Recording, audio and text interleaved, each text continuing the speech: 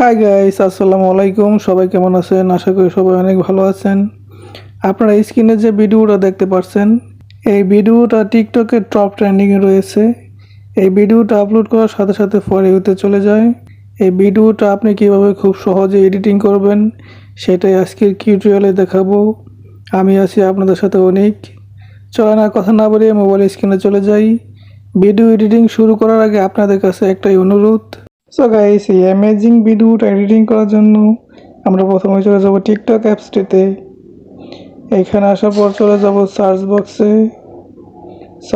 আসার পর এখানে সার্চ করবেন অনিক এডিটর লিখে সার্চ করবেন। সার্চ করার পর আপনার সামনে এরকম একটা ইন্টারফেস শো হবে। সিম্পলি আমার প্রোফাইলে চলে যাবেন।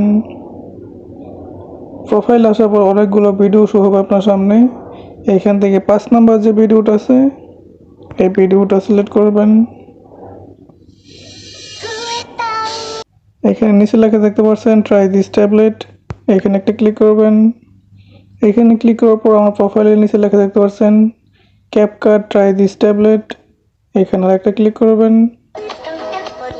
এখানে ক্লিক করার পর নিচে রেড কালার লেখা দেখতে পাচ্ছেন ইউজ ট্যাবলেট ইন ক্যাপকাট, এখানে একটা ক্লিক করবেন।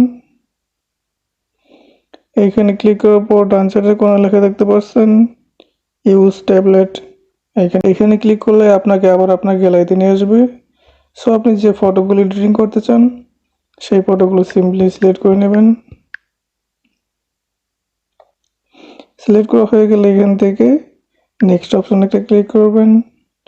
এখানে ক্লিক করার পর কিন্তু আপনার ফটোগুলো এক ক্লিকে অ্যামেজিংভাবে এডিটিং হবে।